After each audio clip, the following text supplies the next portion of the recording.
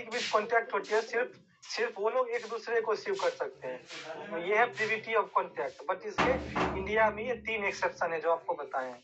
एक ट्रस्ट हो गया, एक मेजर सेटलमेंट हो गया, और एक जो वो हो गया, मतलब चार्ज हो गया। हाँ, क्या पूछ रहे हो? एक्सेप्शन आया कहाँ से है भाई? डॉक्ट्रिन है ये, तो कोट करती है ना ये बॉल।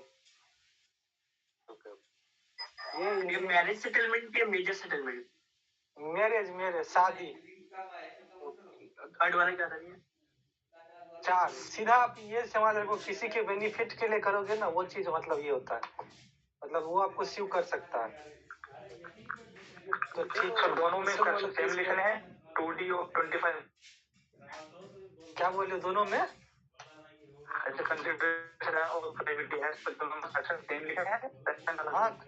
हाँ सेम ही लिखना। अरे आप सीधा बताते हैं, जो आता है ना कंसेशन में सब दोनों में लिख देना, ठीक है? उतना नहीं समझ आ रहा तो, क्योंकि सब काम का ही है, कोई दिक्कत नहीं है, कंसेप्ट उल्टा नहीं है।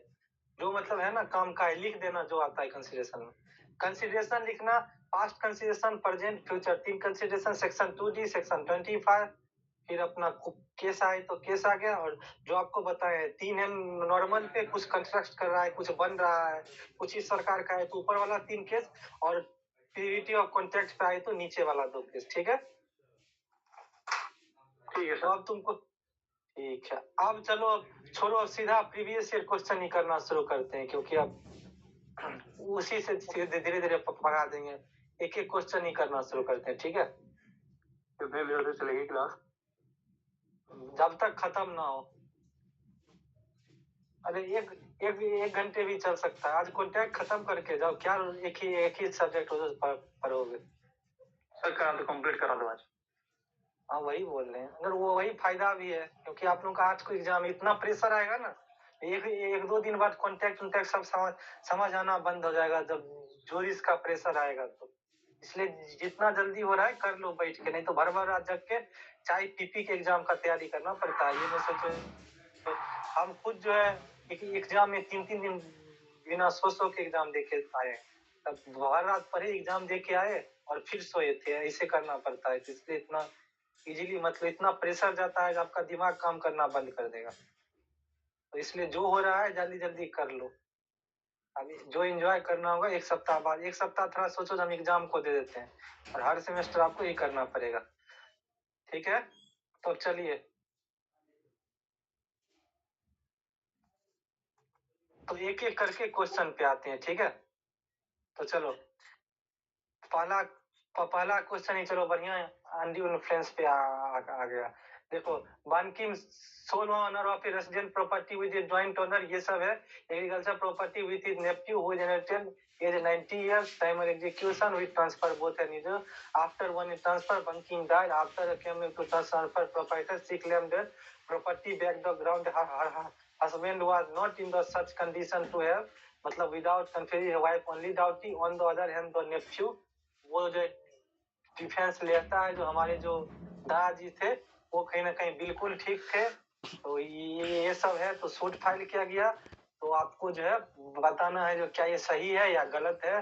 तो इस टाइप का जो है, कोई मान लीजिए बहुत बुजुर्ग आदमी है, वो प्रॉपर्टी लिख दिए, ये सब लिख दिए, तो उस समय आपको क्या प्रूफ करना पड़ता है? जो ये जो बुजुर्ग आदमी था, इससे आप अनड्यू इन्फ्लुएंस लिए हो। तो इस तरीके का क्वेश्चन आएगा, तो आप देख के ही समझ जाओगे अनड्यू इन्फ्लुएंस मतलब किसी को ठग के आप कुछ ले लिए। जैसे कि आप इस पे आओगे, माइक ऑफ कीजिए प्लीज। तो आप सबसे पहले अनड्यू इन्फ्लुएंस का क्वेश्चन आए तो सबसे पहले आपको क्या करना है, जो ये ग्राफ है, ये ग्राफ आपको बना देना है। देख लो ये ग्राफ, ठीक है? ये जो ग्राफ है काफी कम का ग्राफ है। ये जो है सेक्शन 14 में कहीं ना कहीं लिखा हुआ है। और ये आपका कंसेंट, मतलब क्वेश्चन डायरेक्ट भी आ जाता है, जो मतलब फ्री कंसेंट क्या होता है। तो कहीं ना कहीं वो आ जाए, तो मतलब जब आपका वो आए अनड्यू इन्फ्लुएंस का क्वेश्चन है, तो आपको लिखना कैसे, सेक्शन 13 में लिखना है जो कंसेंट दिया गया है। और उसके बाद आपको लिखना है सेक्शन 14, आखिर फ्री कंसेंट क्या होता है। जब आप 14 देखोगे, अगर वेयर है तो देख ही लो।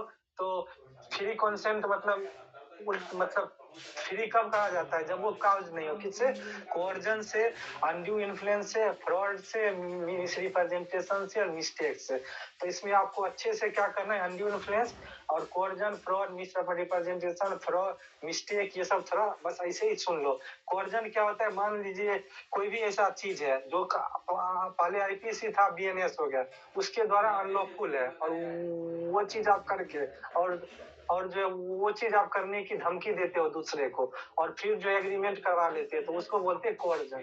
तो कोर्जन क्या क्या हो सकता है, जैसे मान लो कोई किसी का रिलेटिव या हस्बैंड ही है, वो वाइफ को बोल रही है हम सुसाइड कर लेंगे, हम सुसाइड कर लेंगे अगर ये वाली प्रॉपर्टी तुम हमारे भाई के नाम से नहीं लिखते हो।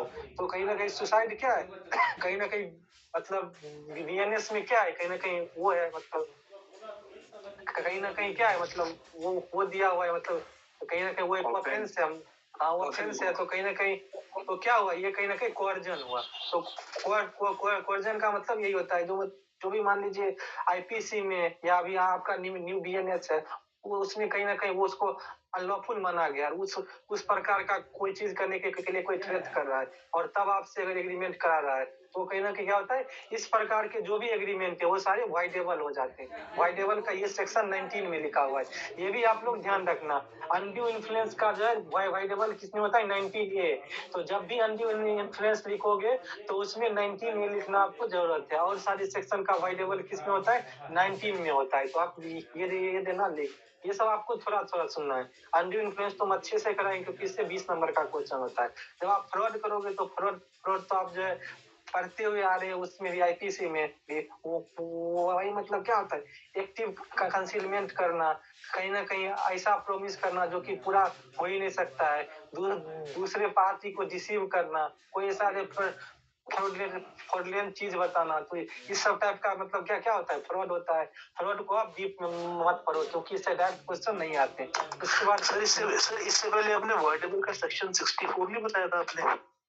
वो जो है वाइडेबल का सेक्शन नहीं है, वो ये है जो वाइडेबल कॉन्ट्रैक्ट। आप बताइए। अनड्यू इन्फ्लुएंस तो शायद सेक्शन 16(1) में आता है ना?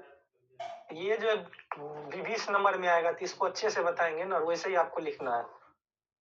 इस पे क्वेश्चन आएंगे ना, इसलिए इसको डीप बताएंगे, जो नहीं आएंगे उस पर थोड़ा थोड़ा बताते हैं, ठीक है। फ्रॉड मतलब वही समझ गए, सेक्शन 17 मिस रिप्रेजेंटेशन होता है। फ्रॉड जानबूझ के नहीं करना, मतलब अनजाने से कोई सा काम हो गया। फ्रॉड में क्या होता है, इंटेंशन होता है, मिस रिप्रेजेंटेशन में इंटेंशन नहीं होता। अनजाने में कोई सा फ्रॉड हो गया तो उसको बोलते हैं मिस रिप्रेजेंटेशन। मिस्टेक क्या होता है, दोनों पार्टी, एक पार्टी की मिस्टेक हो तब तो कॉन्टेक्ट करे चलेगा, बट अगर दोनों पार्टी की मिस्टेक हो तब कॉन्टेक्ट नहीं चलता है। इस सब को आपको डीप में नहीं पढ़ना है, बट थोड़ा इतना ही रखिएगा यार, एग्जाम अगर आ गया तो थोड़ा बहुत सबको मिला के क्वेश्चन ऐसा आएगा जो सबको मिला के आएगा। तो अगर 4-4, 5-5 आदमी सबके बारे में लिख दोगे तो बहुत है, लेकिन अनड्यू इन्फ्लुएंस को अच्छे से पढ़ना है। अगर आपको लिखना भी होगा तो सबको मिला के लिखना है, तो अनड्यू इन्फ्लुएंस को थोड़ा डीप में लिख देना और इससे 20 मार्क्स के क्वेश्चन फिक्स आते हैं। तो आपको अनड्यू इन्फ्लुएंस में कैसे क्या लिखना है, ठीक है। तो अनड्यू इन्फ्लुएंस का एक चीज बस आपने मिस्टेक में बोला था कि दोनों लोगों की गलती होगी तो मिस्टेक मानेंगे। हाँ, ये एक पार्टी की मिस्टेक नहीं होता है। आप पढ़ सकते हो जो सेक्शन 20, 21, 22 जब पढ़ोगे तो समझ में आ जाएगा। तो ये इस पे क्वेश्चन नहीं आता, इसलिए हम इस पे अभी उतना वो नहीं करते हैं, ठीक है। क्योंकि जिसका क्वेश्चन आए फायदा अभी वही है, क्योंकि एग्जाम टाइम है। जब आप कॉम्पिटिटिव के लिए पढ़ोगे तब ठीक है। तो अनड्यू इन्फ्लुएंस में क्या लिखोगे, वो जो ग्राफ है वो इसके बाद बताएंगे। तो कहीं ना कहीं क्या होता है, एक कॉन्ट्रैक्ट इज शेयर मतलब अनड्यू इन्फ्लुएंस, ये किसमें, सेक्शन 16 में, और इसका वाइडेबल किसमें हो जाएगा, 19A में। तो ये रखना याद।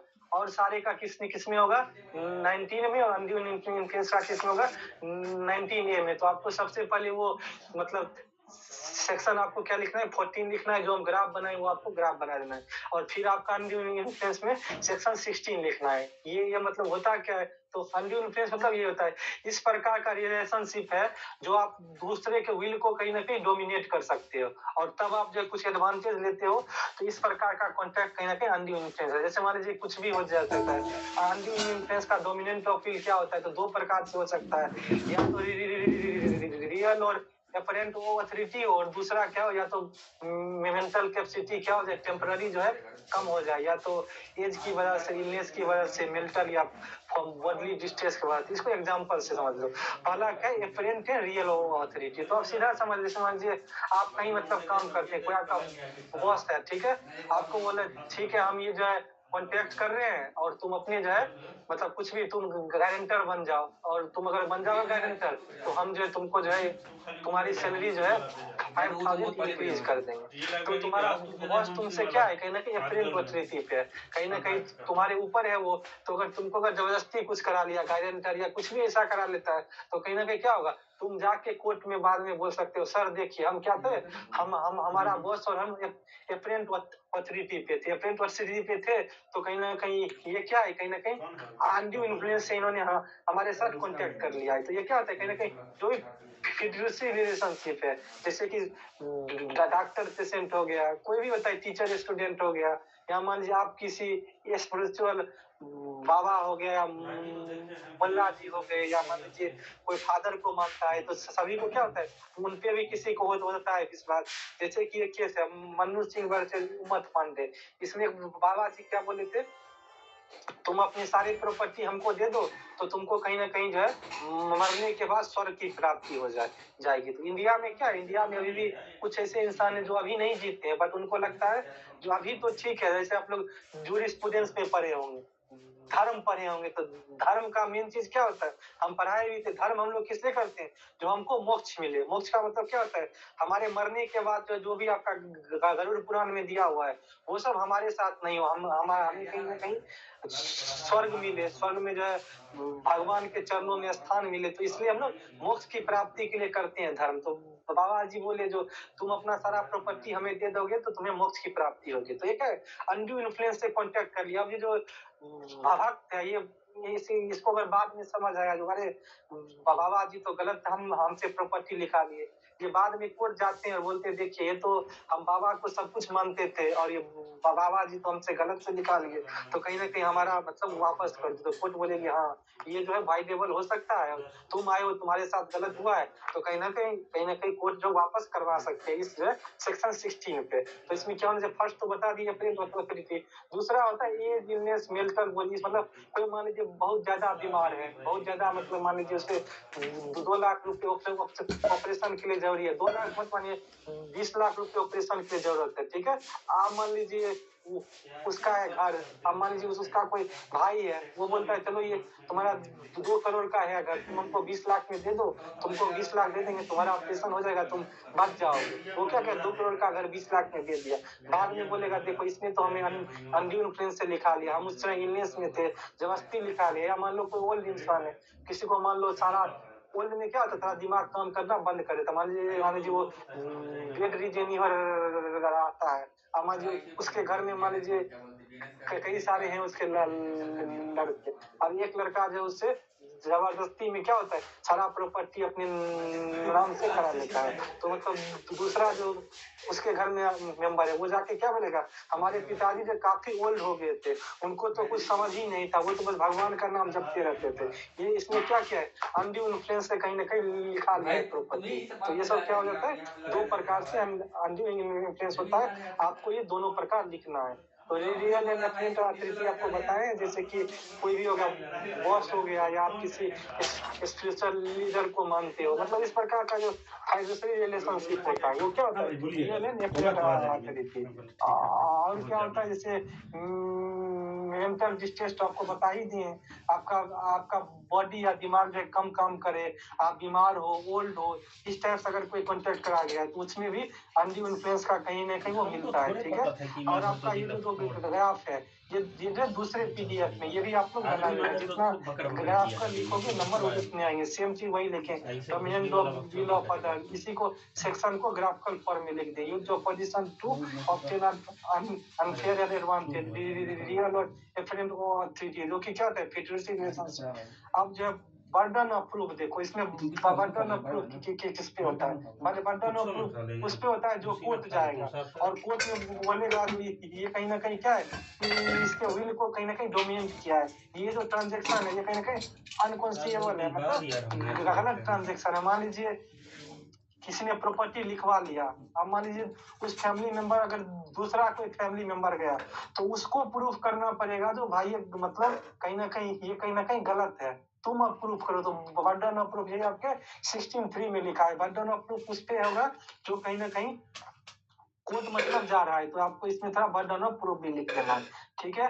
तो और आपका केस है 2-3 सेम केस, मतलब उसमें मतलब यही हुआ था जो ये जो चलिए आपको दिखा भी देते हैं कहाँ गया। ये जो आपका केस है रघुनाथ प्रसाद, ये प्रीवी काउंसिल है, और जो रघुनाथ प्रसाद में मतलब प्रीवी काउंसिल बोली थी सुभाष चंद्र दास पर से, मतलब ये जो गंगा प्रसाद है, सुप्रीम कोर्ट ने सेम चीज बोल दिया। तो आप अगर 21 नंबर केस कर लेते हो तो 22 नंबर जो है केस कहीं ना कहीं सेम है। सुप्रीम कोर्ट ने 4 बात बोली थी, वही 4 बात जो है वो कहाँ से ली थी, वो रघुनाथ प्रसाद ने केस से ली थी। तो वो जाकर आप पढ़ लेना थोड़ा, मगर शॉर्ट में बता दें तो ये आपको ये 2 केस बस करना है, रघुनाथ प्रसाद और सुभाष चंद्र। ऊपर वाला प्रीवी काउंसिल का है और वही जो है सेम बात जो सुभाष चंद्र दास मुझे ने बोला था, इसमें भी सेम चीज वही था। जो एक जो ग्रैंड फादर थे उससे सारा प्रॉपर्टी अपना लिखवा लेता है, प्रॉपर्टी लिखवा लेता है, तो उसके जो दूसरे थे मतलब ग्रैंडसन, उनके मृत्यु के बाद जाते हैं बोलते हैं ये जो प्रॉपर्टी लिखवाया है ये कहीं ना कहीं मतलब वो लिखा अनड्यू इन्फ्लुएंस से लिखाया है। तो अब कोर्ट बोलती है ठीक है अनड्यू इन्फ्लुएंस से लिखा है तब तुम प्रूफ करो, बदन ना प्रूफ। बस कहीं ना कहीं वो प्रूफ नहीं कर पाते, क्यों? क्योंकि जो है प्रॉपर्टी लिखवाने के 5 साल बाद जो है वो आदमी मरता है, और आसपास वाले से मतलब पूछा जाता है गवाही में, इस सब में, तो सब मतलब बोलते नहीं उनका दिमाग तो बिल्कुल ठीक था, वो कहीं ना कहीं सब काम में पार्टिसिपेट करते थे, सभी प्रॉपर्टी वाले मैटर को देखते थे। तो कहीं ना कहीं एविडेंस जो दिया, एविडेंस में ये प्रूफ नहीं कर पाया तो उनका कहीं ना कहीं दिमाग वो था, तो कोर्ट जो है इसको कहीं ना कहीं रिजेक्ट कर देती है। तो मेन यही सब है। तो आपको यही आपको तो ये वाला क्वेश्चन बताओ, इसका क्या डिसीजन दोगे? आ गया समझ में ये? अब आपको डिसीजन देना है, बताओ क्या दोगे।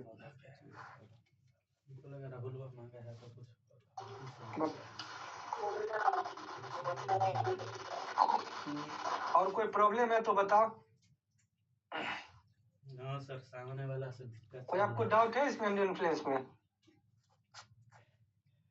मेन आपको इसमें वही लिखना है, सेक्शन 14 लिखना है, ग्राफ बना देना है। हाँ बताइए बताइए। सर मैं पूछ रहा हूँ, आपने 2 तरह के अनड्यू इन्फ्लुएंस बताए थे ना? हाँ बता दीजिए जरा। एक देखिए प्रिंट ऑथोरिटी हो गया और दूसरा हो गया मेंटल डिस्ट्रेस। बस आप इतना याद रखो। प्रिंट ऑथोरिटी क्या होगा, जो भी होता है फाइड्यूसी रिलेशनशिप, जैसे कि बाबा और आप किसी बाबा को मानते हैं, या किसी आप मुल्ला को मानते हैं, किसी फादर को मानते हैं, या मान लीजिए कि कोई आपका बॉस है या कोई आपका टीचर है, कुछ भी हो सकता है इस प्रकार का फिड्यूसी रिलेशनशिप। और दूसरा हो गया मेंटल डिस्ट्रेस, आप बीमार हैं या आप काफी ओल्ड हैं, तो इस प्रकार से जो है अनड्यू इन्फ्लुएंस हो सकता है। तो इस क्वेश्चन का क्या जवाब दोगे बताओ?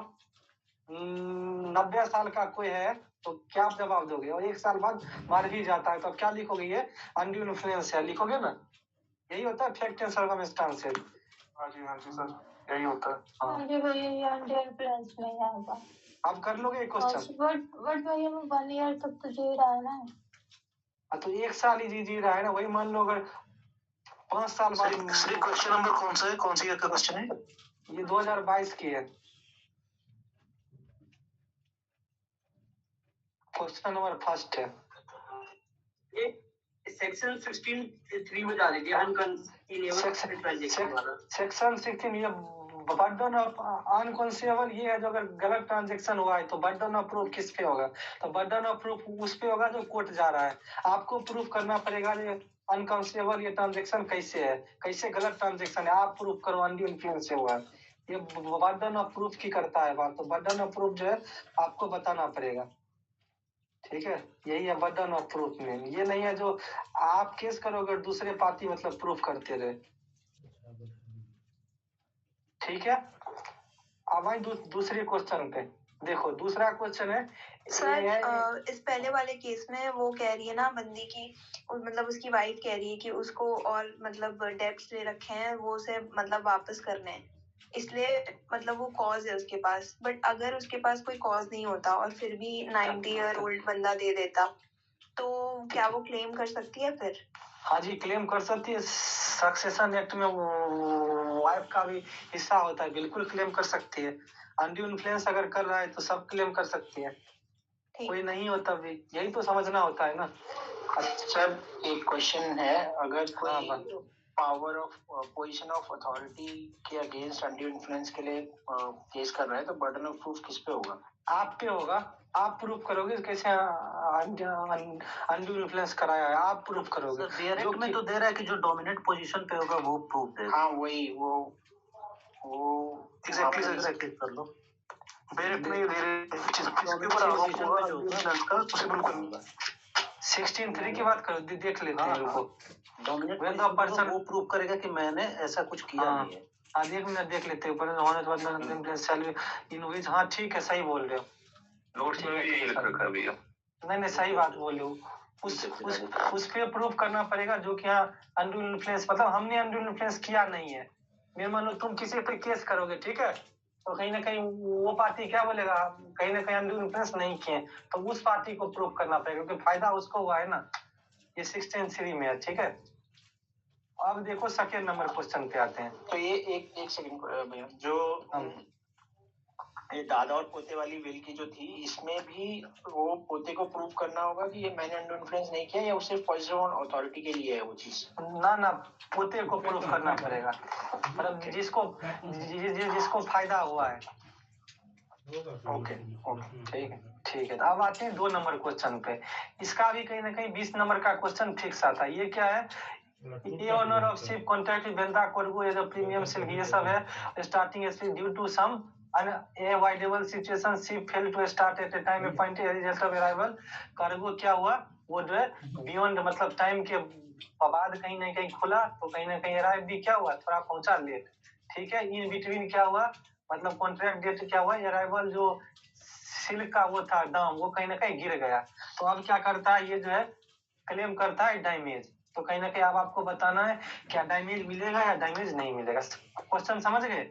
मतलब कुछ ऐसा सर्कमस्टांसेस हो गया, मतलब कोई मौसम खराब हो गया, कुछ भी हो गया, तो इस हिसाब से जो है कार्गो को खोला लेट, तो कार्गो को लेट खोला तो मुंबई भी लेट पहुंची। जब तक पहुंची तब तक सिल्क का दाम गिर गया। इससे क्या हुआ, मतलब कहीं ना कहीं एक पार्टी को काफी नुकसान हुआ। तो वो बोल रहा है हमें जो है ब्रीच ऑफ कॉन्ट्रैक्ट मिलना चाहिए। तो इसमें मिलना चाहिए, नहीं मिलना चाहिए, कितना मिलना चाहिए, ये आपका क्वेश्चन जो है 73-74 पे है। इससे भी आपके 20 मार्क्स के क्वेश्चन फिक्स आएंगे। सर ये क्वेश्चन नंबर कौन सा है सर, मेरे साथ में ये बता दीजिए प्लीज। ये क्वेश्चन नंबर 2 है 2022 का, देखिए ना ऊपर में ही है, ठीक है। इससे भी 20 मार्क्स के फिक्स आते हैं। तो ये भी हम आपको जो भी 4 टॉपिक कराएं, समझिए 80 मार्क्स आपका हो गया। तो ये है क्वेश्चन नंबर 2, ठीक है। तो अब आते हैं क्या क्या आपको लिखना है, ठीक है।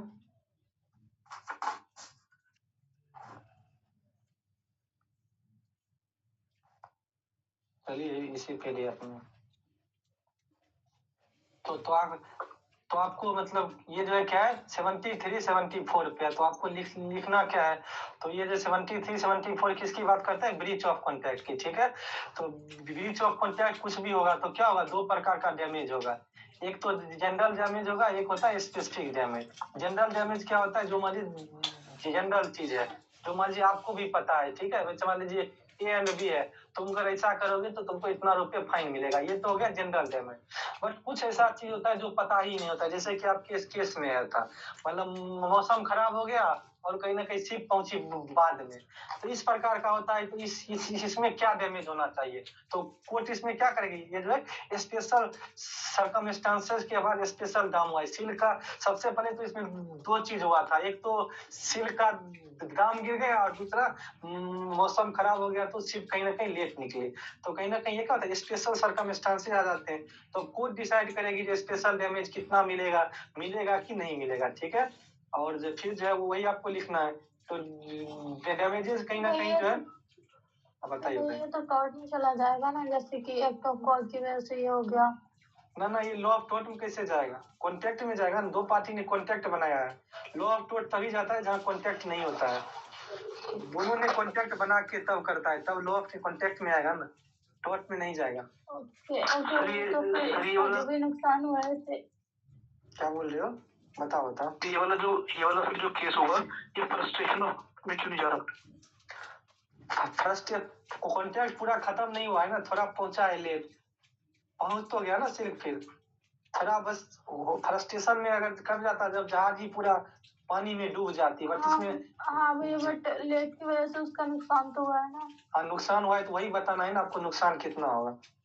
ठीक है, हेलो तो सर, मतलब हाँ बताइए बताइए। मैं ये कह रहा था कि मान लीजिए क्वेश्चन इस प्रकार का रहे कि कोई ऐसा मटेरियल। अरे सुनिए, पहले हमको एक बार पढ़ा दीजिए, फिर आप लोग पूछा कीजिए, फिर आपको वही बताते। एक बार बता दीजिए, फिर डाउट हो ना तो फिर पूछिएगा। एक बार हमें सारा कंसेप्ट बताना दीजिए, ठीक है। अगर अभी आपका शुरू ही किए हैं ना, 2 ही पॉइंट बताए हैं, पूरा बताने दो, ठीक है, फिर पूछ लेना। तो देखिए, कहीं ना कहीं क्रिमिनल लॉ में कहीं ना कहीं डैमेज के लिए कोई पनिशमेंट तो मिलेगा ही। मान लो इसी में क्या हुआ, सिल का गिर गया दाम, और कहीं ना कहीं थोड़ा अगर मतलब मौसम खराब हो गया, सिर्फ अगर पहुंची लेट, तो कहीं ना कहीं पनिशमेंट तो मिलेगा नहीं, तो कहीं ना कहीं कंपनसेशन मिलेगा। तो जैसे कि बच्चे अगर कोई कॉन्ट्रैक्ट नहीं है तब तो लॉ ऑफ टॉर्ट में मिलेगा, बट अगर कॉन्ट्रैक्ट है तो जो उसका कॉन्ट्रैक्ट का टर्म एंड कंडीशन होगा तो लॉ ऑफ कॉन्ट्रैक्ट में जाएंगे। तो हम लोग लॉ ऑफ कॉन्ट्रैक्ट पढ़ रहे हैं, तो कहीं ना कहीं हमको लॉ ऑफ कॉन्ट्रैक्ट में जाना है। तो प्रकार का देखिए, सबसे पहले जो भी ब्रीच ऑफ कॉन्ट्रैक्ट होगा तो कहीं ना कहीं 3 प्रकार का मिलता है। एक तो मतलब रिएक्शन एंड डैमेज, तो कहीं ना कहीं क्या होगा, जो आपका डैमेज है वो आपको मिलना चाहिए अगर ब्रीच ऑफ कॉन्ट्रैक्ट हुआ है तो। दूसरा क्या, स्पेसिफिक परफॉर्मेंस एंड इंजंक्शन। जैसे मान लीजिए कोई आपका, मान लीजिए आपके घर के बगल में चिली पाउडर कहीं ना कहीं फैक्ट्री शुरू कर दिया, या कुछ ही सभी का फैक्ट्री शुरू कर दिया, तो कहीं ना कहीं आप क्या बोलोगे, एक तो ये फैक्ट्री होना चाहिए बंद, और दूसरा हमें कंपनसेशन भी मिलना चाहिए। तो एक दूसरा प्रकार का ये हुआ। और तीसरा होता है क्वांटम मेरिट। क्वांटम मेरिट ये होता है, समझ लीजिए आपने कहीं आप सिंगर हो, और मान लीजिए आपका 1 सप्ताह के लिए गाने के लिए रखा गया है, और मान लीजिए आपने 4 दिन गाया, और आपको बोल रहे हैं ठीक है, तुम अगर कभी भी छुट्टी मारोगे तो तुमको हटा दिया जाएगा, और 5वें दिन आपने छुट्टी मार दिया तो 6ठे दिन आपको हटा दिया। तो क्वांटम मेरिट ये कर रहा है, तो अब जो आप 4 दिन गाए हो ना, वो पैसा आपको कहीं ना कहीं मिल जाएगा। क्यों? क्योंकि जो ब्रीच ऑफ कॉन्ट्रैक्ट तो है, बट ब्रीच ऑफ कॉन्ट्रैक्ट के बाद भी 4 दिन जो आप मेहनत किए वही था क्वांटम मेरिट, तो ये आपको लिखना है। उसके बाद देखिए मेन चीज क्या है, मेन चीज क्या है, remedy of breach of contract, तो ये आपको बता दिए। हाँ ठीक है, देखिए मेन चीज आपको ये लिखना होता है, general damage, special damage. General damage तो आपको बताए थे, जो कोई भी मतलब स्पेशल सर्कमस्टांसेस मतलब नहीं है, नॉर्मल है। जैसे कि आपने किसी का कॉन्ट्रैक्ट बनाया, जो तुम ये करोगे तो 5 लाख रुपए लगेगा, और तुम ये करोगे तो 5 मतलब 8 लाख रुपए लगेगा। तो वो चीज अगर किसी चीज ने वायलेशन किया तो अपना जितना रुपए है उतना रुपए तुम ले लो। बट एक होता है स्पेशल डैमेज, जैसे कि इस केस में स्पेशल सर्कमस्टांसेस आ गया, तब क्या होगा, तो इसमें कोर्ट कहीं ना कहीं देखेगी, और कहीं ना कहीं स्पेशल सर्कमस्टांसेस आ जाता है, जो कि आपके ये आपका कौन सा टॉपिक है, क्या है, ये भी आपको एक बार दिखा देते हैं। ये देखिए आपका जो टॉपिक नंबर 8 है, नहीं टॉपिक नंबर 9 है, remedy of breach of contract. इसमें 2 प्रकार का पढ़ना है आपको, जनरल डैमेज और कहीं ना कहीं स्पेशल डैमेज, और कहीं ना कहीं क्या आपका असेसमेंट होगा, कैसे क्या होगा, कैसे मेजरमेंट मानेंगे। और सेक्शन इसमें 73 74 पढ़ना है, और इसमें आपका केस है हेनले वर्सेस बेंडले, और आपको एक केस कर लेना है मौलाना बख्श वर्सेस यूनियन ऑफ इंडिया। बस आपको 2 ही केस करना है, ठीक है, इसके बाद आपको केस नहीं करना है। तो जब आप जो सेक्शन 73 पढ़ोगे तो इसी की करती है बात, ठीक है। तो कहीं ना कहीं आप अगर कोई ब्रीच ऑफ कॉन्ट्रैक्ट करते हो, या आपको जो कॉन्ट्रैक्ट है वो अगर डिस्चार्ज करने में आप फेलियर हो जाते हो, तो कहीं ना कहीं आपको जो है वो देना पड़ेगा, कंपनसेशन देना पड़ेगा। तो अगर कॉन्ट्रैक्ट में आपका लिखा हुआ है तब तो आपको एवरी पार्टी को देना ही पड़ेगा। बट जो है, और कहीं ना कहीं कंपनसेशन कितना चाहिए, एक रीजनेबल अमाउंट होना चाहिए। एक तो आपके कॉन्ट्रैक्ट में लिखा गया है तो तब तो आपको उतना रुपए देना होगा, नहीं लिखा गया है तो कोर्ट के पास जाओ तो कोर्ट रीजनेबल अमाउंट दिखाएगी। बट एक चीज होता है, ये एक चीज ऐसा होता है, कोई मतलब फोर्सिबल कंडीशन आ गए, जैसे आप लॉ ऑफ टॉर्ट में पढ़े होगे, ए ने बी को मारा, बी के मरने से सी को चक्कर आ गया, तो उसके जो है पत्नी को ये हो गया। तो ये क्या होता है, एक आम इंसान कहीं ना कहीं जो है उतना आगे देख नहीं पाता है। जो आप किसी को टक्कर मार रहे हो तो कोई और जो है दूसरा वहाँ मतलब कोई मान लीजिए प्रेग्नेंट वोमेन है तो वो जो है चक्कर खा के गिर जाएगी। तो ये सब कहीं ना कहीं इंसान को पता नहीं होता। इसे जो जैसे कि इस केस में क्या हुआ था, कहीं ना कहीं मतलब मौसम खराब हो गया तो कोई नहीं, कार्गो को थोड़ा पहुंचाएगा ही ले, बट उसको ये नहीं पता था जो हम कार्गो पहुंचाएंगे तो सिल का दाम गिर जाएगा। इतना कोई इंसान नहीं आगे तक सोच सकता है। तो जैसे आपका ये केस भी है हेनले वर्सेस डायरेक्शनले, इसमें क्या होता है, हेनले जो है एक फैक्ट्री का मालिक था, तो कहीं ना कहीं जो है वो जो ब्रोकन उसका होता है करंट स्पार्क, ये कोई होता है अपना पाठ पुर्जा, तो वो कहीं ना कहीं होता है। तो ये क्या होता है, वेंसले को जो ये मतलब रिस्पॉन्सिबिलिटी होती है, जो भी अपना करंट स्पार्क कहीं ना कहीं मतलब टूट जाए तो कहीं ना कहीं वो जाके और फिर जो है ठीक करवा के और फिर कहीं ना कहीं दे दे।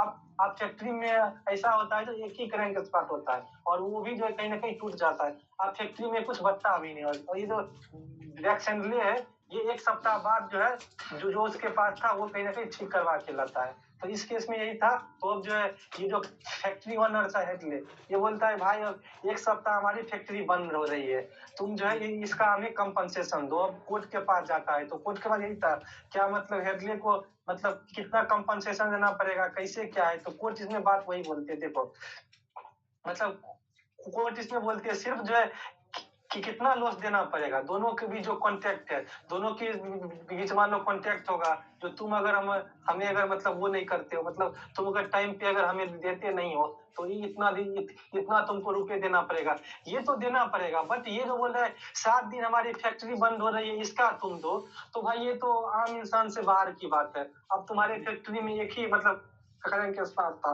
वो तो उसको पता नहीं था, वो भी उसी दिन टूटना था, वो भी टूट गया।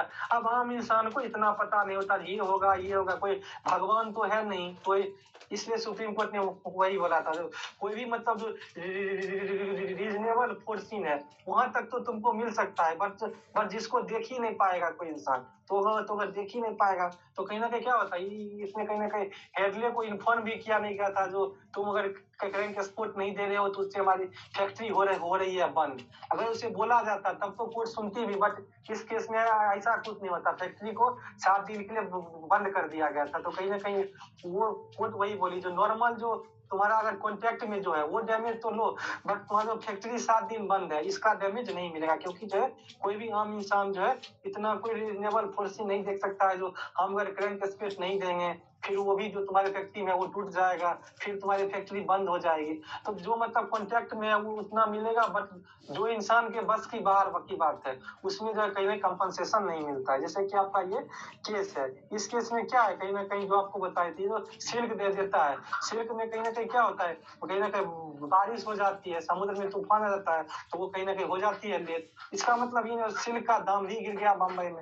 तो भाई अब जहाज वाले जो व्यक्ति हैं उसको इतना पता नहीं होगा हम करेंगे लेट तो सिल्क की दाम कहीं ना कहीं गिर जाएगी, इतना पता नहीं होगा। तो कहीं ना कहीं जो ये अनफोर्सिन कंडीशन है तो कहीं ना कहीं 73 में उसको डैमेज नहीं मिलेगा। ठीक है, जो उसके कॉन्ट्रैक्ट में होगा तुम अगर करोगे लेट ये सब तो मिल जाएगा, बट अगर सिल्क का दाम गिर गया तो वो नहीं मिलेगा जितना तुम्हें नुकसान हुआ है सिल्क का दाम गिरने से, वो वाला उसके लेट होने से वो वाला डैमेज उसको नहीं मिलेगा। वो बताओ क्या बोलना, पूछना है कुछ?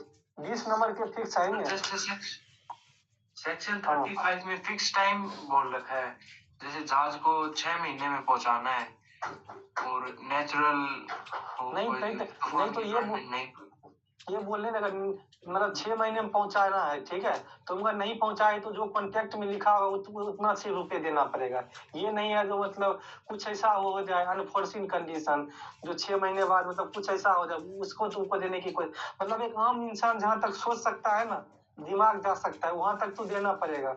लेकिन ये नहीं है जो जहाँ तुम्हारा दिमाग नहीं जा रहा है वहां भी देने से, इस क्वेश्चन में है अब जहाज होगी लेट तो सिल्क का दाम गिर जाएगा, ये तो हम इंसान के बस की बात है, मार्केट कैसे ऊपर जाएगी नीचे जाएगी, तो इसलिए इस केस में नहीं देना पड़ेगा। लेकिन भैया इस क्वेश्चन में तो लिखा है कि due to some avoidable cause. हाँ तो कोई बात हाँ तो कोई अवॉइडेबल काज अगर तब भी हो गया लेट तब भी नहीं देना पड़ेगा मैं, क्योंकि कोई भी अगर काज हो भी गया तो ये देखो कोई तुम्हारे समझ में है सिल्क का दाम गिर जाएगा जो तुम्हारे हाथ में है ही नहीं, तो कहीं ना कहीं तुमको देना नहीं पड़ेगा। अगर मान लो अगर जो तुम्हारे कॉन्ट्रैक्ट में लिखा है उतना देना पड़ेगा, जिसको बोलते हैं general damage, but special damage ये नहीं देना पड़ेगा सिल्क का दाम गिर गया तब तुमको देना पड़ेगा, ये मतलब जरूरी नहीं है। ये 73 में भी लिखा है और मतलब ये जो केस लिखोगे हेडली वर्सेस वैक्सीन इसमें भी लिखा हुआ है। सर ये तो कॉन्ट्रैक्ट में दे रखा है, उसके अलावा जैसे स्पेशल डैमेजेस की अगर बात करें तो उसमें फिर वो किस सिचुएशन में वो लग सकता है स्पेशल डैमेज वाले? वो ये होगा तुम जहाँ तक मतलब एक आम इंसान सोच सकता है वहां तक तो भी तो ठीक है, अगर वहाँ तक नहीं होगी, मान लो इसी क्वेश्चन में ये फोन करके बोल देता है जो भाई सिल का दाम धीरे धीरे गिर रहा है, तुम जल्दी आओ, और तब भी वो मान लो जानबूझ के नहीं आ रहा है, तब देना पड़ता है। तो ये फैक्ट टू फैक्ट देखना है बस। मान लो अगर दोनों में कम्युनिकेशन हो जाए, दिन पर दिन सिल का दाम गिरते जा रहा है, तुम जल्दी जल्दी भेजो, और तब भी अगर लेट कर रहा है तब देना पड़ेगा। तो ये तो एविडेंस जो दोगे उस हिसाब से होगा ना, मतलब आम इंसान को जो पता होगा वहाँ तक की मतलब होता है लाइव। अब बताओ और कुछ पूछना है? सर ये तो समझ गए, बस एक बार बता दीजिए आपने जो इंग्रेडिएंट्स बताए थे ना 74 के क्या क्या लिखना है, बस एक बार रिपीट कर दीजिए। मन वही जनरल डैमेज, स्पेशल डैमेज, इस पे फोकस रखना, और जो ऊपर है वो देख लेना। मेन ये चीज मत भूलना, जनरल डैमेज, स्पेशल डैमेज। हाँ बताओ सर, इसमें केसेस कौन से करने हैं? लायबिलिटी क्या है? ये हेडली वर्सेस डायरेक्टली और मोला बक्स, बस 2 केस करने हैं, सारा छोड़ क्या होता है कि पूर्ण रूप से जो मतलब जिम्मेदार होता है ना, मतलब जो वायलेशन करता है उसी को माना जाता है। दूसरा केस कौन सा बताया भैया? ये लागू हुआ था मौला बक्स, मौला बक्स। एमसी में था केस में सर कौन से टॉपिक में है बताओ बताओ। सर अगर हेडले वाले केस में उस आदमी को पता चल जाता है कि इनके पास एक ही है और उसमें प्रिस्क्राइब कर रखा है कि 8 दिन के अंदर, तब मिल जाएगा। यही तो फैक्ट टू फैक्ट वो करना पड़ेगा, समझ गए? वो ठीक है, प्रिस्क्राइब किया क्या इसको? ऐसे दिखाता है। स्पेशल डैमेज हो सकता है कहीं मेरा टीम का पहले कुछ महीना पहले अच्छा क्या बोल रहे हो? अगर तो उसमें टाइम दे रखे है कि तुम्हें इतना डेट में पहुंचाना ही है, और उसमें कुछ ऐसा हो जाता है कि वो नहीं पहुंचा पाता है, मतलब वो ऐसा नहीं होता कि वो जानबूझ के करता है। नहीं, तब तुम्हारे कॉन्ट्रैक्ट में अगर लिखा है तो जनरल डैमेज देना पड़ेगा, बट स्पेशल मान लो इसके वजह से कुछ हो गया वो तुमको नहीं देना है। मतलब स्पेशल में ये जो चीज अनप्रेडिक्टेबल है वो तुमको क्लास के बाद बता देंगे, रुक जाना, बता देंगे। सर स्पेशल डैमेजेस में ऐसा है कि जो चीज अनप्रेडिक्टेबल है और अनफोर्सेबल है। हाँ वही मेन हुआ जिसको। तो हम आते हैं चौथा क्वेश्चन। लिखना चाहो तो बहुत कुछ होता है, 37 लिखो, 38 लिखो, 60 लिखो, बट उतना लिखने की जरूरत नहीं है, ठीक है। Main of 73, 74 general damage, special damage लिख देना, एग्जाम उतना टाइम नहीं होता है। अब आते हैं चौथे क्वेश्चन पे। बोलो चौथा क्वेश्चन कर लोगे? बताओ। माइनर वाला एग्रीमेंट कर रहा है तो कर लोगे ये क्वेश्चन? वही मोमोरी देवी खानगोल वर्ड इग्निशियो हो जाएगा ना सर? हाँ बिल्कुल, तो वही कर लोगे ना, देख लो। हाँ बिल्कुल। भैया अभी कितना रहता है? बस अब हो गया, सिलेबस खत्म है, प्रीवियस ईयर चल रहा है, बस एक टॉपिक रह रहा है, बात खत्म। ये वाला देखो, एक आपको ये समझाते हैं, ये टॉपिक 2, ठीक है। टॉपिक 2 में कभी कभी 10 नंबर या कुछ भी क्वेश्चन आ जाते हैं, ये जो आपका क्वेश्चन है ये आप छोड़ के भी जाओगे तभी कोई दिक्कत नहीं है, बट एक बार देख लो। ये टॉपिक 2 नहीं, टॉपिक 3 है, मतलब मेकिंग ऑफ ये ऑक्शन, टेंडर, ये सब आखिर क्या होता है। तो आपको एक ओवरव्यू दे देते हैं। ये जो टेंडर होता है ये कहीं ना कहीं इन्विटेशन टू ऑफर है। अगर मान लीजिए गवर्नमेंट या कोई कंपनी टेंडर निकाली और आपने टेंडर भर दिया, लेकिन मान लीजिए कुछ दिन बाद अगर टेंडर को कैंसिल कर दी, जो कि आप एक केस भी कर लेना, यूनियन ऑफ इंडिया वैसे बताना बताता था। तो ये होता है अगर कंपनी अगर कैंसिल कर दी तो आप जो है कंपनसेशन नहीं मांग सकते। क्यों? क्योंकि होता है इन्विटेशन टू ऑफर, जो भी पेपर में होता है। कॉन्ट्रैक्ट कब बनता है? जब आप दोनों पार्टी जो है टेबल पे बैठोगे और फिर उसके बाद टेंडर का मतलब ये लिखोगे, मतलब ये लिखोगे टर्म एंड सर्कमस्टांसेस, इतने दिन में बनना चाहिए, इतना ये मटेरियल होगा, तो वहां से कॉन्ट्रैक्ट शुरू होता है। टेंडर का मतलब है वो इन्विटेशन टू ऑफर है। इन्विटेशन टू ऑफर है, आप देखे आप जो टेंडर के लिए अप्लाई किए तो आप जो है ऑफर दे रहे हो। अब सेकेंड पार्टी पे है, अब वो सेकेंड पार्टी चाहेगी तो मतलब आपका ऑफर एक्सेप्ट करके आपको बुलाएगी, फिर टर्म एंड कंडीशन होगा और फिर कॉन्ट्रैक्ट बनेगा। ये आप लोग ध्यान रखना, 10 मार्क्स में आ जाते हैं, तो ये कंसेप्ट आपको बता दिए। तो ये क्वेश्चन भी एक बार फिर से बताना थोड़ा। ये ध्यान रखो, जो टेंडर होता है ना, या जो टेंडर होता है वो एक प्रकार का स्टैंडिंग कॉन्ट्रैक्ट होता है, और ये होता है इन्विटेशन टू ऑफर। मतलब अगर मान लीजिए कोई कंपनी या गवर्नमेंट टेंडर निकालती है और कुछ दिन बाद अगर कैंसिल कर देती है तो आप स्यू नहीं कर सकते, जैसे कि फार्मालेटिकल सोसाइटी वाला जो केस है। मतलब ये होता है इन्विटेशन टू ऑफर। ये कॉन्ट्रैक्ट कब बनेगा, वो मतलब कंपनी या गवर्नमेंट आपको इन्विटेशन टू ऑफर दे रही है, आप उसको एक्सेप्ट करो, एक्सेप्ट करके और फिर आप टेंडर भरो, फिर आपको गवर्नमेंट बुलाएगी, टर्म एंड कंडीशन फाइनल होगा, तब कहीं ना कहीं कॉन्ट्रैक्ट बनेगा। ये आप लोग बस ध्यान रखना। तो इसमें गवर्नमेंट जब चाहे या कंपनी वो जो है टेंडर को खत्म कर सकती है कॉन्ट्रैक्ट मतलब करने से पहले, सेकेंड टाइम। तो ये आप लोग इसमें ध्यान रखना। 10 मार्क्स में आ जाता है ये कि आप यूनियन ऑफ इंडिया हमारा तैयार कर लेना। इसमें वही बात है, रेलवे के जैकरी के लिए टेंडर निकाला था और बाद में जाके कैंसिल कर दिया था, तो खुद बोली थी ठीक है कर सकते हो, क्योंकि इन्विटेशन टू ऑफर है। 10 नंबर के लिए रखो याद, बस 20 नंबर के लिए कोई जरूरत नहीं। अब देखो 6 वाला क्वेश्चन है, Jane ordered certain perishable goods online and made online payment for that after duly decided when the product were out of delivery, जो मेन मतलब मिस्टेकली डिलीवर कर दिया इनकरेक्ट एड्रेस पे।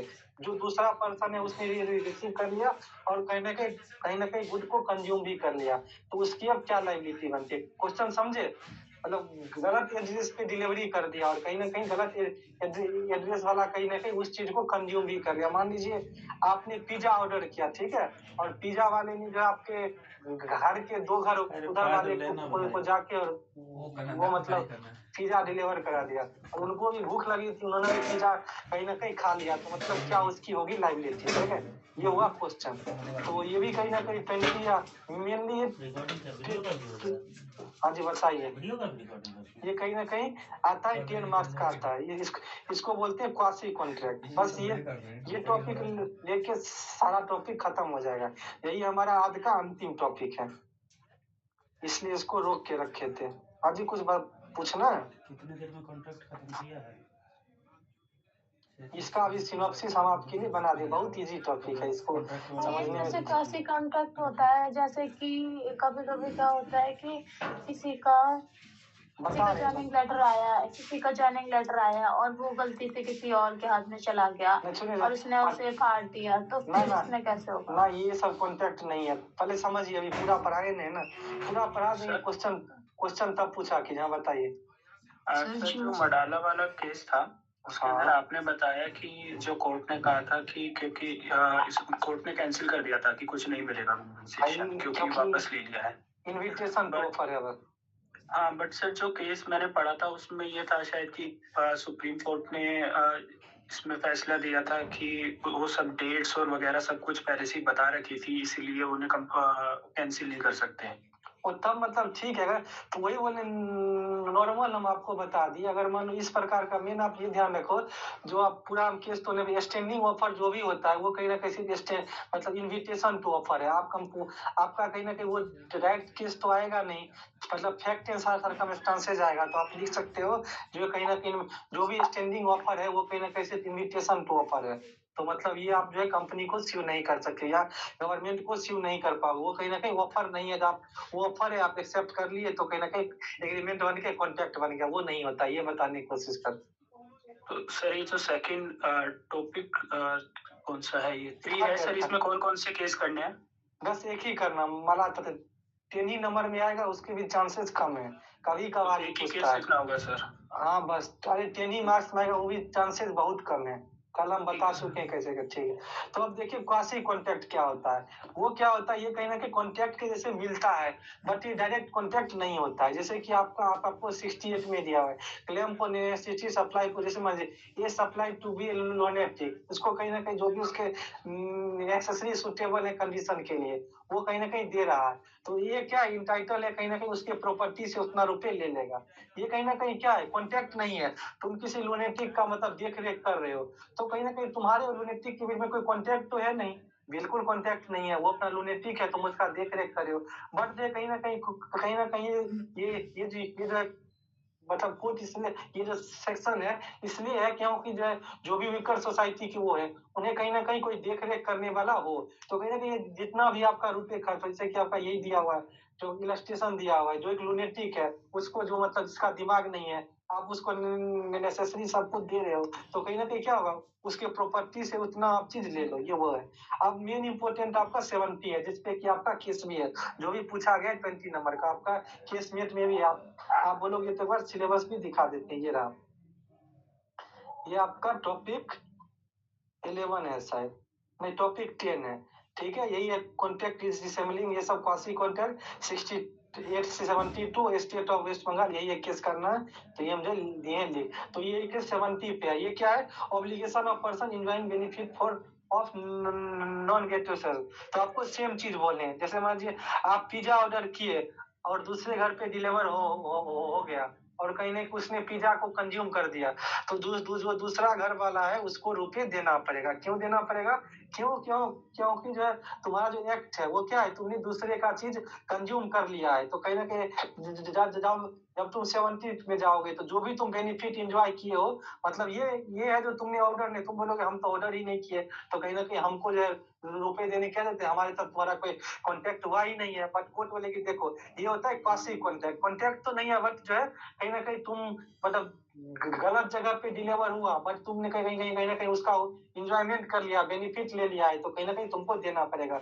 यही स्टेट ऑफ वेस्ट बंगाल से BK Mandal and सन, इस case में supreme court ने 3 कंडीशन दिया था, सेम चीज वही, जो दूसरे पर्सन को लॉफुली डिलीवर हो जाना चाहिए, उसके बाद क्या होना चाहिए, कहीं ना कहीं जो है ये कोर्ट देखेगी क्या उसका इंटेंशन क्या है, इंटेंशन क्या उसका कंज्यूम करने का है नहीं है, और तीसरा क्या है, अगर आपने बेनिफिट को एंजॉय कर लिया है। 3 चीज कोर्ट देखेगी, अगर तीनों में फॉल करते हो तो आपको कहीं ना कहीं जो भी उसका दाम है, जैसे आपका पिज्जा का दाम जितना है वो आपको देना पड़ेगा। ये आप लिख दो, 72 में वही है, आपको अगर कोई चीज मिला है, कोई आपको गुड्स रखने के लिए दिया है, तो आपको संभाल के रखना पड़ेगा। ये है मतलब आपको आपकी रिस्पॉन्सिबिलिटी है, ये कहीं ना कहीं मतलब वो नहीं होता है, कॉन्ट्रैक्ट नहीं होता है, बट इसको भी क्वासी कॉन्ट्रैक्ट बोलते हैं। 72 में मान लीजिए कोई रुपए है, कोई कुछ भी गलती से अगर आपको डिलीवर हो गया, तो आपका ये लाइबिलिटी है जो आप कहीं ना कहीं उससे संभाल के रखोगे। तो ये वाला जो केस है, ये वाला जो फैक्ट आया है, सेम चीज वही है। अगर जो वो कंज्यूम कर लिया है, मिस्टेकली भी इनकरेक्ट एड्रेस पे गया है बट कंज्यूम कर लिया है, तो उसको देना पड़ेगा। अब आप वही लिखोगे क्वासी कॉन्ट्रैक्ट क्या होता है, 68 से लेकर 72 तक लिख दोगे, 70 को अच्छे से लिख दोगे, वो जो केस है वो वाला लिख दोगे, और फिर डिसीजन में लिख दोगे देना पड़ेगा। तो बोलो समझ में आ गया? ये कितने नंबर में आता है? अरे नहीं सर, आपने बहुत तेज करा दी क्वासी कॉन्ट्रैक्ट, सारा ऊपर से निकल गया तो। देखो क्वासी कॉन्ट्रैक्ट वो होता है, फिर से बताए थे, कोई दिक्कत नहीं। ये कॉन्ट्रैक्ट नहीं होता है, बट कॉन्ट्रैक्ट के मिलता जुलता है। मान लीजिए आप किसी लुनेटिक हो गया, कोई पागल है, कोई वो है, उसकी देखरेख कर रहे हो, और तो क्या हुआ, आपके लुनेटिक कॉन्ट्रैक्ट एक्ट में क्या पड़े, लुनेटिक कोई कॉन्ट्रैक्ट कर ही नहीं सकता, ये आज का अंतिम टॉपिक है। तो लुनेटिक कोई कॉन्ट्रैक्ट कर ही नहीं सकता है, बट आपने क्या हुआ है कॉन्ट्रैक्ट में, मतलब कहीं ना कहीं आप उसकी देखरेख कर रहे हो, तो मतलब ये क्या है, मतलब ये जो क्वासी कॉन्ट्रैक्ट इसलिए दिया गया है, तो आपका मतलब आप जो चाहो तो उसके जो प्रॉपर्टी है वो उससे उतना रुपए जो रिकवर कर सकते हो। मान लो उसके कोई मकान है, तो आप जो है कोई उसका किराया आ रहा है, तो आपको जितना आप खर्चा कर रहे हो लुनेटिक पे, उस पे जो उतना रुपया मतलब काट के और मतलब अपने पास रख सकते हो। मेन यही है, क्योंकि आप लुनेटिक के साथ कॉन्ट्रैक्ट तो कर नहीं सकते हो, बट रुपए क्यों ले सकते हो, ड्यू टू क्वासी कॉन्ट्रैक्ट। ये आपके 69 में है। 70 में है, मान लीजिए कोई चीज डिलीवरी है, वो गलत एड्रेस पे हो जाता है, तो आपकी क्या जिम्मेदारी है, उसको रखे रहो, या मतलब उसी को बोलो भाई हम ऑर्डर नहीं किए थे, बट आप क्या किए, चुपके से ऑर्डर ले लिए और चुपके से उसका कंज्यूम कर लिए। जब आपको फिर से कंपनी वाला बोला भाई तुम सामान लियो पैसा दो, क्योंकि जो मेन पार्टी है वो पैसा मांगेगी ना, तुम बोलोगे भाई हम तो ऑर्डर किए ही नहीं थे, तुमने गलती से भेजा, तुम जानो, तो वो कोर्ट जाएगी, तो कोर्ट बोलेगी नहीं बेटा देखो तुम 70 देखो, कहीं ना कहीं मिस्टेकली डिलीवर हुआ है, बट तुमने जो है तुम्हारा इंटेंशन क्या था, उसको रख लिए और तुमने फिर कंज्यूम भी कर लिए, तो तुमको रुपए देना पड़ेगा। इसको ऐसे याद रखो, जो पिज्जा अगर गलत डिलीवर ऑर्डर पे, कई सारे आप मूवी में भी देखे होंगे, सीरियल में भी देखे होंगे, जब ऑर्डर कोई और करते, जैसे हीरोइन ऑर्डर करती है, हीरो के घर पे पहुंच जाता है, या हीरो ऑर्डर करता है तो हीरोइन के घर पे पहुंच जाता है पिज्जा, और वो जो कंज्यूम कर लेता है, तो हीरोइन हीरो से रुपये मांग सकती है। मैंने इसको ऐसे याद करो, हो जाएगी याद। तो ये जो केस है वो भी सेम है, मतलब वो क्या क्या है, मतलब राष्ट्रीय एड्रेस गलत जगह वो हो गया है, तो क्या देना पड़ेगा? हाँ जी देना पड़ेगा ड्यू टू सेक्शन 70। और आपको जो केस है वो केस में 3 पॉइंट बताए थे वो आपको हम भेज देंगे। तो आप समझ में आया? बताओ सर जो 3 चीजें बोली थी, एक इंटेंशन था, ये इंटेंशन और उसके बाद जो कंज्यूम आप कर लिए, ये भी चीज था। और पहला चीज था जो रॉन्गफुली जो है डिलीवर हो गया। तीनों चीज ये था। अब जो है आप लोगों की बारी, सारा सिलेबस खत्म है। तो चलो पहला क्वेश्चन बताओ, कर लोगे? 80,000 में वो बोला हम मोटरसाइकिल लेंगे, लेकिन उसने जो है मतलब वही वाला बोलो कर लोगे? उसने अपने नौकर को बोला जो ये मोटरसाइकिल लेना रख, लेकिन उसका नौकर देता है बेच, तो क्या कर पाएगा शिव? कल कराए थे, बताओ क्या इसमें होगा? हाँ सर, घूमने वाला केस ही है। हाँ जी सेम केस है, घोड़ा वाला बोला नहीं था अपने नौकर को? तो उसने आपको हॉर्स वाला केस ही शायद इसमें फिट जा रहा है। हाँ वही सेम केस है। तो आप ये जो किस पे एक्सेप्टेंस पे है, एक्सेप्टेंस पे आप कौन सा केस लिखोगे? कल आपको समझा दिए थे, जो ज्वाइन नहीं किया देख लो, जो आज न्यू ज्वाइन किए। एक्सेप्टेंस में क्या लिखना है?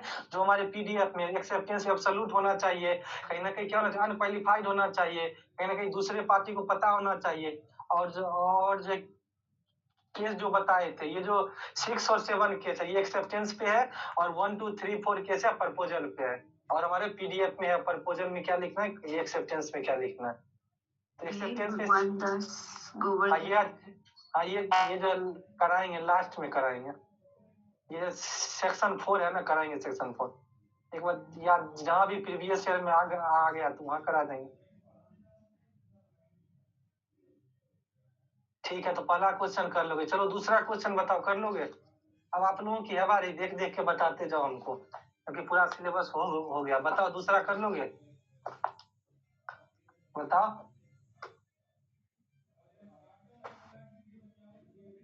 बताओ किस पे है? एबिलिटी ऑफ कॉन्ट्रैक्ट पे है। हाँ बिल्कुल, चलो पकड़ लिए। वही बोले ना, अब आपकी बारी है, अब हम नहीं कराएंगे। जहाँ दिक्कत होगा वहाँ करेंगे। बताओ तीसरा क्वेश्चन कर लोगे? भैया मेरा इशू है कॉम्पिटेंसी कर लोगे? खानगुल वाले। हाँ चलो खानगुल अब मोरी बीबी दोनों लिखना है। चलो चौथा क्वेश्चन बताओ। कुछ बराबर इक्वल होता है, ये सब है, फाइनल हो गया, प्रॉपर्टी का ये हो गया। फिर जो वो यही है ना तीसरा क्वेश्चन? हाँ वो चौथा है ना? हाँ ठीक है। विक्रम को वो ये बताओ किस पे है? कंपाउंड इंटरेस्ट 26% पे लिया है, 10 साल बाद वो हो गया। तो बताओ ये मोटगेज अप्लाई होगा कि नहीं? कौन से पे? बताओ कौन से पे पकड़ो? मतलब 26% पे कंपाउंड इंटरेस्ट दिया है। चलो पकड़ में आ रहा है ना? फेल तो नहीं हो गया ना? ये जो सबसे टफेस्ट पेपर है, मतलब वो जो होता था ना वो ओपन बुक एग्जामिनेशन, उसी का जब तब का है। बोलो पांचवा क्वेश्चन कर लोगे? Doctrine of frustration. हाँ देखो आप बिल्कुल समझ में आ रहा है। बताओ छठा क्वेश्चन कर लोगे? मेरे पढ़ाने का फायदा होता है यही। देखो आप अपने आप बोल रहे हो ना। बताओ छठा क्वेश्चन। सर वो कंपाउंड इंटरेस्ट आंसर कर लेंगे छठा वाला। अनडू क्या इंटरेस्ट बोल रहे हो? होगा? अनडू इंटरेस्ट इसलिए क्योंकि देखो जो भी क्रिमिनल प्रोसीडिंग है उसके लिए जो 26% का वो लिया है, तो वो सेकेंड में आ जाएगा। जो तुम्हारा मेंटल डिस्ट्रेस है इस सब में, तुम मान लो क्रिमिनल प्रोसीडिंग में हो, तो कहीं ना कहीं तुम्हें 26% कोई ब्याज होता है, तो ये इसलिए आ जाएगा। सर ये 6th वाले में ब्रीच ऑफ कॉन्ट्रैक्ट में general damage, special damage, Hadley versus Baxendale, यही लिखना है ना मौला बख्श? बिल्कुल बिल्कुल आ गए पकड़ में। चलिए आप लोगों का बेड़ा पार है। चलिए अगला साल पे आते हैं। अब अभी छोड़ के मत जाइए, अभी जो लेटेस्ट पेपर है वो 2024 वाला भी करवाएंगे एक बार और। ये वाला क्वेश्चन वो लोग कर लोगे?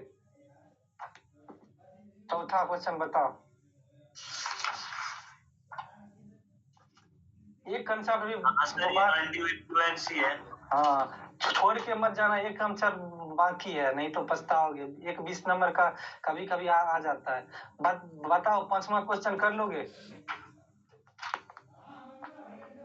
हाँ सर, ये फ्रस्ट्रेशन है, ड्रॉपिंग फ्रस्ट्रेशन। हाँ, जिसको भी समझ नहीं आए पूछते जाओ। चलो आपका तो अब देखो, आपके 2 घंटे की क्लास में सर बताइए। कोई भी क्वेश्चन दे रहे हैं कि उसको 30 सेकंड्स उसको पढ़ने तो दीजिए। जो बोल रहा है उसने शायद सब कर रखा है, इसलिए वो बोल पा रहा है। अच्छा ठीक है, चलो आपका मौका देते हैं। ठीक है। 6 क्वेश्चन पढ़ो। A who is a cloth with the intent of ABC to deliver, he was accepted to carry on his business high interest profit. A following festival X was only mentioned that clothes must be delivered at the specific date. Because of the fault of ABC, co-good were delayed and delivered much after the conclusion of festival. एक claim project losses. बोलो उसको मिलेगा loss की नहीं। जो बोल रहे हो वो मुंह मत बोलना, जो नहीं बोल रहे वो बोल। हाँ तो किस पे होगा बताओ? कौन सा सेक्शन लिखोगे? हेडली वर्सेस बैक्सटेल का केस लिखेंगे। हाँ, कि किसी को दिक्कत है और सेक्शन 73 ये वाला 6 वाला एक बार बता दीजिए आप थोड़ा। 6 वाला ये है, मान लो मतलब किसी जगह क्लॉथ मैन्युफैक्चरर से कॉन्ट्रैक्ट इंटर हुआ, ठीक है, लेकिन उसने ये नहीं बताया जो फेस्टिवल सीजन आएगा तब हमको वो करना, लेकिन वो उसको पता नहीं था। लेकिन ये हुआ फेस्टिवल सीजन आ गया और वो क्लॉथ डिलीवर नहीं किया, तो मतलब उससे नुकसान हो गया। तो क्या मिलेगा? बिल्कुल नहीं मिलेगा, क्योंकि अगर बता देता जो फेस्टिवल सीजन है तब तो उसको मिलता। बट अगर फेस्टिवल सीजन नहीं बताया तब तो किसी को सपने आएंगे नहीं। जो तुम्हारे पास क्लॉथ नहीं है तो फेस्टिवल सीजन में जाना जरूरी है, इसलिए स्पेशल डैमेज नहीं मिलेगा, समझे? ये 73 लिखना है, 74 लिखना है, जनरल डैमेज लिखना है, स्पेशल डैमेज लिखना है। कोई नहीं, जहाँ दिक्कत हो वहाँ पूछो। भैया मेरे को ना केस की स्टोरी याद रहती है कि उसमें क्या हुआ था, बट मैं नाम भूल जाती हूँ, क्या करें? लिख के याद करना पड़ेगा। चलो अब जो है ये पहला क्वेश्चन भी करा दिया जाए। चलो ये जो क्वेश्चन सबसे अंतिम में करवाएंगे, नहीं तो तुम लोग लेफ्ट करके निकल जाओगे। ये एक कंसेप्ट बाकी है, ये जो क्वेश्चन आता है ये अभी रोक के रखे हैं, तो ये बता देंगे तो तुम लोग वो कर जाओगे। जो सेक्शन 3, 4 इस सब पे है, और इस पे भी बच्चे कंफ्यूज होते हैं। हमारे 5 मिनट बाद सब समझ जाओगे। ये वाला बताओ, कर लोगे? क्वेश्चन नंबर 2 सब पढ़ो ध्यान से, और जिसको नहीं समझ में बता। हाँ सर, मोरी बीबी वाला और खान गोल वाला कि किसी को दिक्कत है? कि किसी को दिक्कत है? देखो मतलब सभी बच्चे कर लोगे तो मतलब ठीक है, किसी को दिक्कत है तो पूछ लो, शर्माओ मत। चलो तीसरा क्वेश्चन पे आते। हाँ बताओ, तीसरा क्वेश्चन कर लोगे? बताओ कर लोगे तीसरा क्वेश्चन? Privity of contract. चलो तीसरा का ये भी शायद कहीं है, चलो मिलेगा। तीसरा आपने किस थीम पे बताया था? ये प्रीविटी ऑफ कॉन्ट्रैक्ट है। Privity of contract section 2D 25 consideration last वाला 2 केस। चलो चौथा क्वेश्चन कर लोगे? मनु सिंह वाला केस है क्या इसमें? किसमें? इसमें जो अंतिम 2 केस, एक खर्चे पांडान वाला और एक उससे जो महिला जो चार्ज वो क्रिएट की थी वो वाला, लास्ट का 2 केस। अनड्यू इन्फ्लुएंस है ना सर ये? ये चौथा वाला। हाँ क्वेश्चन नंबर 4 अनड्यू इन्फ्लुएंस जी। हाँ 5वां वाला बताओ। ये तो सीधा केस ही पूछ दिया है, तो वही 56 पे हो गया। तो अब चलो छठा क्वेश्चन पे आते हैं। बताओ छठा क्वेश्चन कर लोगे?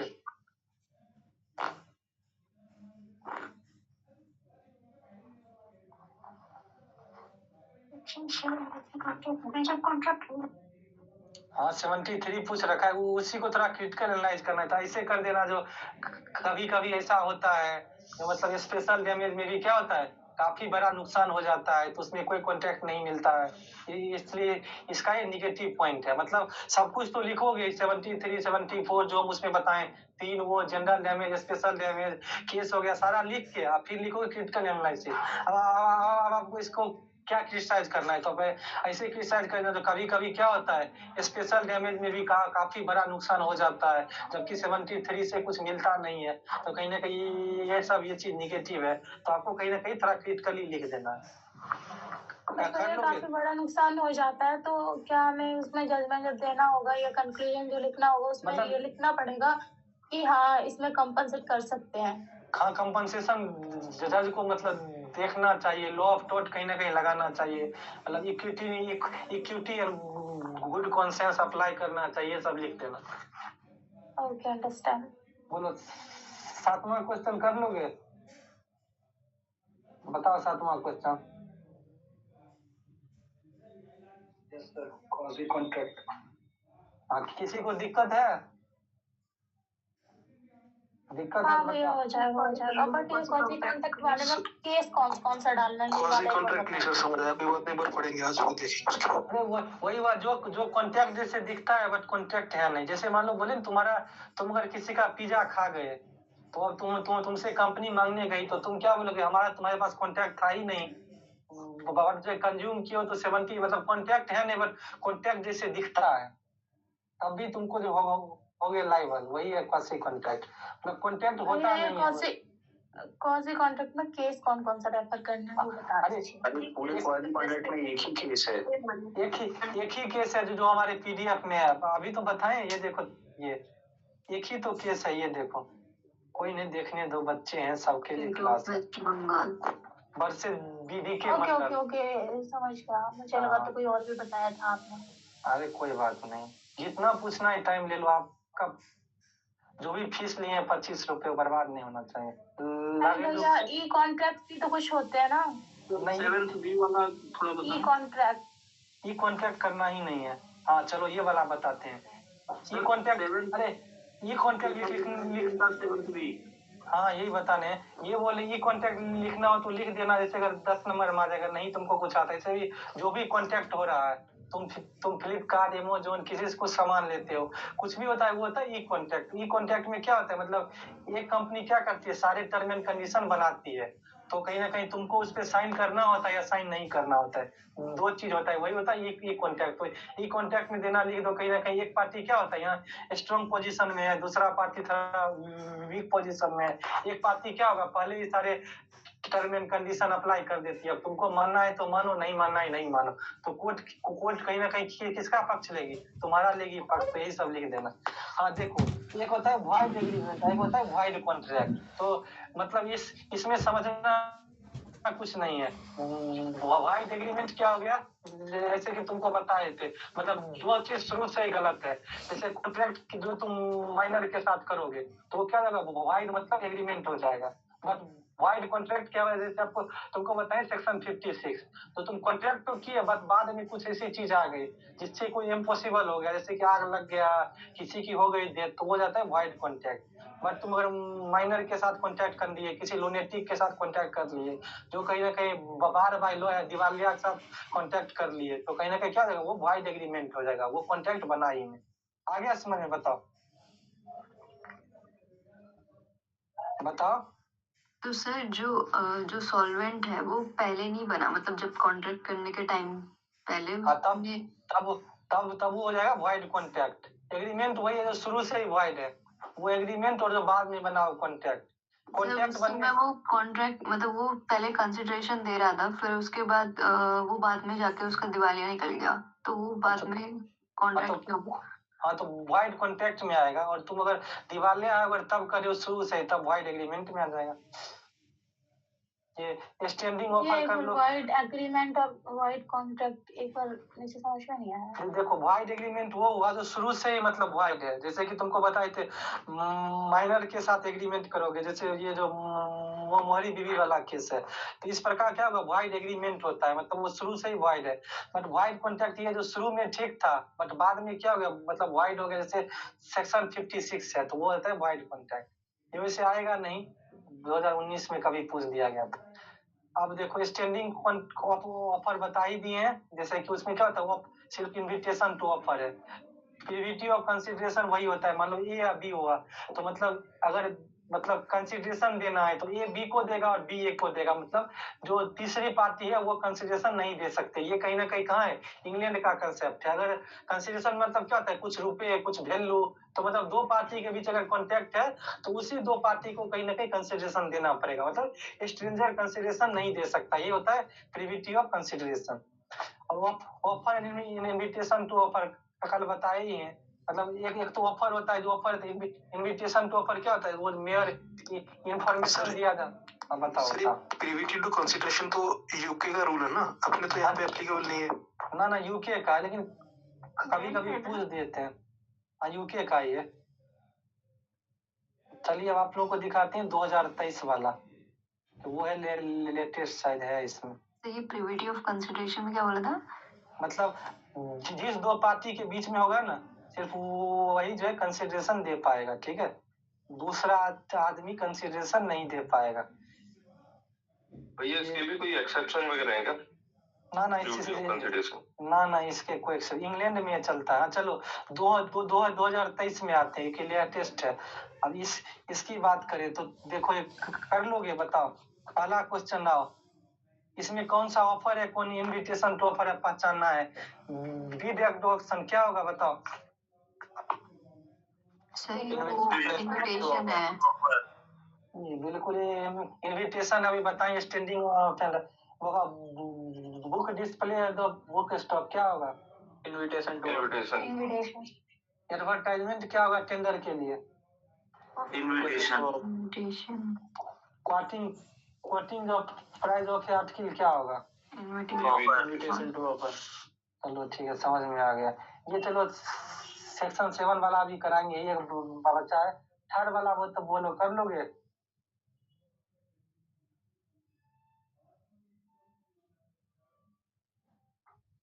Nita execute a gift deal, आराम से पढ़ो, हम टाइम लेकर खत्म करा के जाएंगे। फोर्थ वाला आप कह रहे हैं सर? ना थर्ड वाला बोल रहे हैं, आराम से पढ़ लो, जल्दबाजी नहीं है, आज पूरा पढ़ा के जाएंगे तुम लोग, जो कल से लॉ ऑफ टॉर्ट शुरू कर दें। सर ये प्रीविटी ऑफ कॉन्ट्रैक्ट का ही है। बिल्कुल, चलो समझ गए। किसी को दिक्कत है इसमें? चेन्नई वर्सेस रमैया वाला केस लगेगा ना भैया? हाँ जी, अंतिम जो केस है वही दोनों लगाना है, चिनैया रमैया और अंतिम है वो। चलो बोलो फोर्थ वाला क्वेश्चन कर लोगे। माइनर वाला। हाँ ये बताओ तो, देखो मेरा बैटरी भी चल, कोई नहीं तो जब तक बताओ। 5 वाला कर लोगे।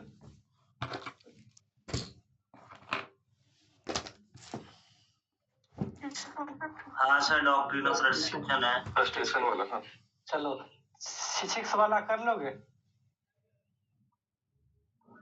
Yes sir. 7वां बताओ, 7वां कर लोगे। हाँ sir, general special damage breach of contract. 8वां कर लोगे। हाँ सर। और तुम्हें 8 में से करने कितने हैं बताओ। तो बस तो 5 करना। तो मान लो कोई फेल तो नहीं हो गया ना, 8 नहीं करने होते हैं ना। तो चलो मतलब क्लास हेल्पफुल हुई ना। अरे सर बहुत ज्यादा। सर ये कॉन्ट्रैक्ट तो काफी फोकस कर दिया, थोड़ा टॉट का देख लीजिए। वो अरे क्लास कल होगी या परसों होगी? कल होगी, कल वो भी। और लॉक टोट की पूरी होगी, जिसे भी जो करना होगा ज्वाइन, जो सारे ग्रुप में कर लेना, नहीं तो 30 रुपए लेके ज्वाइन कर सकते हो। ऐसे ही लॉ ऑफ टोट भी पूरी खत्म होगी। सर